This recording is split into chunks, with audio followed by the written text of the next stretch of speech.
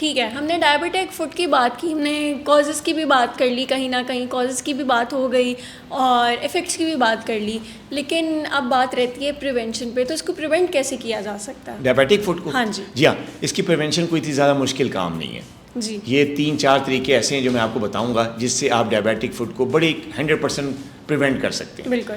Number 1, सबसे पहली चीज़ जो कि बहुत ज़रूरी है और हर किस्म की डायबिटिक कॉम्प्लिकेशंस का इलाज है, वो ये है कि आप शुगर लेवल कंट्रोल में रखें। आपका जो फास्टिंग लेवल है कभी भी आप उसको 130 से ऊपर ना जाने दें।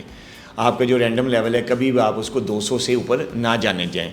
और जो आपका HbA1c है कभी भी उसको 7.5 या 7 से ऊपर ना जाने दें। शुगर कंट्रोल करना डायबिटिक फुट की प्रिवेंशन का पहला पॉइंट है। अब दूसरी चीज़ क्या है? दूसरी चीज़ ये है कि आप अपने पाँव की जो ब्लड सर्कुलेशन है उसको एक्टिव रखें। अब उसके लिए क्या करना होगा? एक्सरसाइज। और पाँव की सर्कुलेशन के लिए सबसे जो बेस्ट एक्सरसाइज है वो वॉक है। आप पता है ना, वॉक में तो ब्लड पूरी बॉडी में सर्कुलेट करता है ना, और क्योंकि वॉक होती है पाँव से, तो पाँव की एक्सरसाइज वॉक में बहुत ज़्यादा होती है। इस एक्सरसाइज से क्या होता है कि ब्लड, मैंने बताया था ना वजह क्या है डायबिटिक फुट की, सर्कुलेटरी सिस्टम की वीकनेस, जो खून का जो सप्लाई है वो कम हो जाती है पाँव के नर्व्स में जी। तो जैसे ही आप वॉक करते हैं, रेगुलर वॉक करते हैं डायबिटिक, तो एक तो शुगर कंट्रोल होती है उससे वॉक से, दूसरा ये कि ये जो नर्वस सिस्टम को जो ब्लड सप्लाई पहुंच रही है, पट्ठों को जो ब्लड सप्लाई पहुंच रही है वो ज़्यादा रहती है, नॉर्मल रहती है। उससे फिर जो है नर्व्स वीक नहीं होती, असाबी निज़ाम वीक नहीं होता और डायबिटिक फुट डेवलप नहीं होता। ये दूसरी चीज़ है जो कि प्रिवेंट की जा सकती है डायबिटिक फुट होने से। पहली शुगर कंट्रोल करना, दूसरा वॉक और एक्सरसाइज करना, तीसरी चीज़ है पाँव की कुछ ख़ास किस्म की वर्जिशें होती हैं। पाँव की कुछ ख़ास किस्म की वर्जिशें होती हैं जिसको एक एक्सरसाइज है बड़ी मशहूर, सोलियस पम्प टाइप एक्सरसाइज जो है पाँव की सर्कुलेशन के लिए बेहतर होती है। उससे डायबिटिक फुट की प्रिवेंशन होती है। अगर कैमरा मेरी तरफ अगर आ सके मेरे पाँव की तरफ, तो ये मैं आपको करके ही बता सकता हूँ कि ये देखें दोनों पाँव मेरे पड़े में हैं। अगर और ये इंसान, कोई भी इंसान, चाहे वो बूढ़ा है, जवान है, घर में है, मस्जिद में है, ऑफिस में है, कहीं भी ये वर्जिश की जा सकती है, बैठे भी की जा सकती है, खड़े होकर भी की जा सकती है। देखिए, आपने पाँव को उठाना है ऐसे करके और उंगलियों के बल पे ले आना है, ठीक है जी। और ये आपने दिल में 5 तक गिनती गिननी है, 1 2 3 4 5, फिर आपने नीचे कर लेना है, फिर ऊपर करके उठाना है इसको पंजों पे, 1 2 3 4 5, फिर नीचे कर लेने। तो इस तरह आप 10-12 इसकी रेपिटेशंस करेंगे तो एक सेट बन जाएगा। इस तरह के 3-4 सेट आप रोज़ कर लें, 5-7-10 मिनट आपके लगेंगे। क्या होता है, 10 मिनट तो आप अपनी सहेलियों से फ़ोन पे गपशप लगा लेती होंगी ऐसा है कि नहीं? तो 10 मिनट में अगर डायबिटिक पेशेंट ये कर ले रोज़ाना की बुनियाद पे, तो डायबिटिक फुट होगा ही नहीं। तो ये कोई मुश्किल काम है, कोई महंगा काम है? बिल्कुल नहीं, कुछ नहीं है, ना कोई दवाई है। तो इस किस्म की एक्सरसाइज से जो है डायबिटिक फुट को प्रिवेंट किया जा सकता है। चौथी चीज़ जो कि प्रिवेंशन के लिए वो ये है कि रोज़ाना आप तैयार होती हैं जी, सुबह नहा के, जब बंदा ऑफिस में जाने लगता है तैयार होता है, शीशे के सामने खड़े होकर तैयार होती है ना, कंघी भी करती हैं, चेहरे को भी देखती हैं, बाज़ लोग लोशन लगाते हैं, वो क्रीम्स लगाते हैं, नॉर्मल हर एक का ये रूटीन है। तैयार होते हैं, कितनी देर लगती है आपको सुबह तैयार होते हुए शीशे के सामने खड़े होकर? 2-2.5 घंटे ये तो वैसे आपने ज़रा सही ओरिजिनल बात नहीं की, लेकिन लड़कियों को थोड़ा ज़्यादा टाइम लगता है, मर्द ज़्यादा जल्दी तैयार होते हैं, यही होता है 5-7 मिनट में। लेकिन अगर एक डायबिटिक पेशेंट 10 मिनट 7 मिनट सुबह अपने चेहरे को दे रहा है, देखता है, तो क्या वो 1 मिनट अपने पाँव को नहीं दे सकता है? कोई ज़्यादा टाइम है?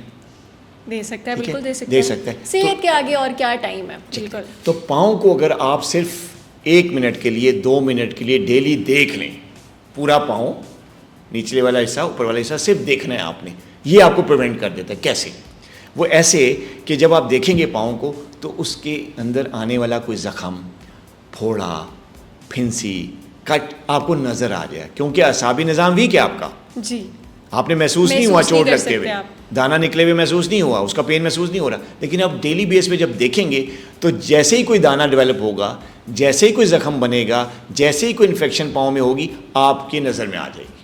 जब आपकी नज़र में आएगी तो फ़ौरन वक्त ज़ाया किए बगैर उसको ट्रीटमेंट की तरफ जाएँ, अपने डॉक्टर के पास जाएँ, अपनी डायबिटोलॉजिस्ट के पास जाएँ कि जी ये हो गया। जब आप इस चीज़ को देखेंगे नहीं, आपको पता नहीं चलेगा, टाइम गुजरता रहेगा। जब टाइम गुजरता रहेगा, इन्फेक्शन थोड़ी सी ज़्यादा होगी, फिर बहुत ज़्यादा हो जाएगी, यहाँ तक कि पाँव काट सकते हैं। ठीक है ना। तो ये चीज़ प्रिवेंशन है कि अगर रोज़ाना आप 1 से 2 मिनट आप पाँव की जो है वो एग्जामिनेशन कर लें, तो ये चौथी चीज़ जो कि डायबिटिक फुट को प्रिवेंट करती है। अब हम आते हैं 5वीं चीज़ पे जिससे डायबिटिक फुट प्रिवेंट होता है। 5वीं चीज़ है कि आपने जूतों का इस्तेमाल, अगर आप डायबिटिक हैं और आपकी शुगर जो लेवल कभी कंट्रोल कभी अनकंट्रोल्ड है, तो आपने जूतों का इस्तेमाल बड़ी समझदारी से और बड़ी एहतियात से करना है।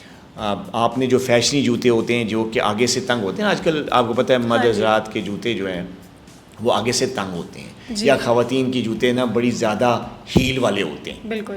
तो ख़वातीन को ज़्यादा हील वाले जूते और मर्द हज़रात को आगे से तंग वाले जूते बिल्कुल नहीं पहनने चाहिए अगर वो डायबिटिक्स हैं, अगर वो शुगर के मरीज़ हैं। क्योंकि इससे क्या होगा, जब तंग जूते पहने जाते हैं तो साइड वाले जो पाँव के टिश्यूज़ वो रगड़ खाते हैं ड्यूरिंग वॉक या चलने पे, उससे फ्रिक्शन डेवलप होती है, उससे ज़ख़म डेवलप होते हैं, उससे दाने निकलते हैं। और जो अगला पंजा है वो ज़ाहिर है पंजों की उंगलियों पे प्रेस करते हैं, प्रेशर डालते हैं, उससे उंगलियां आपस में टकराती हैं, रगड़ खाती हैं, वहाँ पे ज़ख़म डेवलप होते हैं। तो जूतों के इस्तेमाल में एहतियात करनी है। खुले जूते, नरम सोल वाले जूते, हार्ड सोल वाले नहीं जी। आगे से खुले मुंह वाले जूते, प्रॉपर साइज़ के फिटेड जूते और नरम सोल वाले सॉफ्ट सोल वाले जूते जो हैं वो हमेशा पहनने चाहिए। ख़वातीन को और मर्द हज़रात को ऊंची एड़ी वाले जूते हरगिज़ इस्तेमाल नहीं करने। डायबिटिक ख़वातीन को भी और डायबिटिक मर्द हज़रात को भी एड़ी वाले जूते हरगिज़ इस्तेमाल नहीं करने। सॉफ्ट और हील के बगैर एक प्रॉपर जो जूता होता है वो इस्तेमाल करना है। ये 5वीं बड़ी प्रिवेंशन है। अगर ये 4-5 चीज़ें डायबिटिक पेशेंट्स कर लेंगे अपनी डेली लाइफ में तो कभी भी उनको डायबिटिक फुट डेवलप नहीं होगा। ठीक है। इसके अलावा डायबिटिक फुट वाले जो पेशेंट्स हैं उनको नाखून काटने में भी कोई एहतियात करने की ज़रूरत है या नहीं? बड़ी ज़बरदस्त पॉइंट आपने उठाया कि नाखून काटने का जो प्रोसेस है उससे कई लोगों के पाँव ख़राब हुए हैं। कई डायबिटिक्स के मेरे पास क्लिनिक पे आते हैं जो कि सिर्फ गलत नाखून काटने की वजह से उनको ज़ख़म डेवलप होता है और फिर उसका इलाज ना होना और उसका ट्रीटमेंट ना होना वो डायबिटिक फुट तक पहुँच जाता है। होता है ये कि जब भी आप नाखून काटें पहले तो आपकी नज़र स्ट्रांग होनी चाहिए। अगर आपको नज़र में धुंधलापन है, आपकी नज़र वीक है, तो फिर ख़ुद आप नाखून नहीं काटेंगे, ख़ासतौर पे पाँव के नाखून। जी। आप पाँव के नाखून काटेंगे किसी की हेल्प से, अपने फैमिली मेम्बर से या किसी बड़े छोटे से आप हेल्प ले लें कि भाई मेरे नाखून काट दो। ठीक है। तो अगर फ़र्ज़ करें कि अगर आप डायबिटिक हैं और नाखून आपने काटने हैं और आपकी नज़र वीक है तो फिर आपने नेल कटर किसी और के हाथ में देना है, उससे नाखून कटवाने, ख़ुद नहीं काटने। अच्छा, मैं कह रहा था कि नाखून काटना जो है ना बड़ा ही इंपॉर्टेंट प्रोसीजर होता है एक डायबिटिक पेशेंट के लिए। जी। अच्छा, अब जो डायबिटिक पेशेंट्स हर तरह के होते हैं। कुछ डायबिटिक पेशेंट ऐसे होते हैं जिनका असाबी निज़ाम तो वीक होता है लेकिन उनकी आँखों की नज़र भी वीक होती है, और जब आंखों की नज़र वीक होती है तो उनको देखने में थोड़ा सा प्रॉब्लम होता है। तो उन डायबिटिक्स के लिए तो मैं यही कहूँगा कि उनको ख़ुद अपने पाँव के नाखून नहीं काटने चाहिए। उनको नाखून काटते वक्त किसी की हेल्प लेनी चाहिए, कोई फैमिली मेम्बर की हेल्प ले ले, अम्मी से कटवा लें, अब्बू से कटवा लें, भाई से कटवा लें, बहन से या दोस्त से कटवा लें अगर किसी और जगह पे। तो पाँव के नाखून खुद नहीं काटने अगर आपकी नज़र वीक है। एक बात। दूसरी ये चीज़ है कि नाखून काटते वक्त जो आपने कोशिश ये करनी है कि जहाँ बैठ के आप अपने पाँव के नाखून काटें वो पूरी तरह से रोशन जगह हो, वहाँ पे लोड शेडिंग ना हो रही हो या उस वक्त लाइट मौजूद हो, लाइट प्रॉपर हो, ताकि आप देख कर जब नाखून काट रहे होते हैं तो नाखून आपको प्रॉपर नज़र आ रहा हो। ये ना हो कि नज़र ना आ रहा हो और आपने गलती से स्किन काट दी तो वहाँ ज़ख़म हो जाएगा। ठीक है। एक चीज़। दूसरा है कि नाखून जो है बिल्कुल स्ट्रेट काटने और ज़्यादा गहराई में नहीं काटने, और ख़ास तौर पे जो नाखूनों के कोने होते हैं उनको ज़्यादा डीपली कट नहीं करना। बहुत गहराई में नाखूनों के कोने नहीं काटने, वहाँ पे ज़ख़म डेवलप हो जाता है। तो ये इस तरीके से नाखून काटने कि ना कोने बिल्कुल हल्के से काटें, स्ट्रेट नाखून काटें, कम काटें, ज़्यादा डीपली ना काटें। और अगर आप जिस जगह पे काटें वहाँ पे रोशनी कम है तो उस जगह से किसी ऐसी जगह पे जाकर काटें जहाँ पे प्रॉपर रोशनी मौजूद हो। ठीक है। तो ये नाखून काटने का प्रोसेस इसलिए ज़रूरी होता है कि कई पेशेंट्स के पाँव सिर्फ़ और सिर्फ नाखून काटते हुए ज़ख़म का शिकार हो जाते हैं। ठीक है डॉक्टर साहब, बस हम इसको रैप अप करना चाहेंगे और मैं चाहती हूँ कि आप हमारे व्यूअर्स को एक लाइफ सेविंग एडवाइस, एक मैसेज दे दें जो डायबिटिक हमारे पेशेंट्स हैं या डायबिटिक फुट वाले पेशेंट्स हैं, उनके लिए कोई एक लाइफ सेविंग एडवाइस आप देना चाहते हैं। लाइफ सेविंग नहीं, फूड सेविंग एडवाइस। मैं डायबिटिक पेशेंट्स के लिए, जितने भी मुझे सुन रहे हैं और मुझसे भाई भी, आपको पता है मेरे पेशेंट्स हैं पाकिस्तान में भी, सबके लिए फूड सेविंग एडवाइस मेरी ये है कि एक तो अपना शुगर लेवल कंट्रोल में रखें कि अगर आपकी डायबिटीज़ अनकंट्रोल्ड है तो फिर पाँव को बचाने की और कोई रेमेडी जो है वो कामयाब नहीं हो सकती जब तक आप अपना शुगर लेवल कंट्रोल ना करें। आपने अपना शुगर लेवल कंट्रोल करना है, अपना HbA1c भी कंट्रोल करना है, फास्टिंग और रैंडम लेवल भी कंट्रोल करना है। उसके बाद आपने क्या करना है, उसके बाद आपने करना है पाँव का मुआयना रोज़ाना 1 से 2 मिनट अपने पाँव का मुआयना ज़रूर करना है, चाहे आपके पास टाइम नहीं हो। जब सुबह आप तैयार होते हैं, अपना चेहरा तो 5-6 मिनट के लिए देखते हैं ना, तो वो उसी 5-6 मिनटों में से 1 मिनट आपने पाँव देखने में लगाना है और पाँव देखें कि उसमें आया कोई कट तो नहीं लग गया, आया उसमें कोई फैंसी या छाला तो नहीं है, या कोई हिस्सा उसका कटा हुआ तो नहीं है, ख़ासतौर पे हील्स में कोई कट तो नहीं पड़ गया। तो इस किस्म का मुआयना जो है वो आप अगर रेगुलर करना शुरू करेंगे तो ये आपका फूड सेविंग प्रोसीजर होगा। जी sir, thank you for coming and sharing your insightful thoughts with us.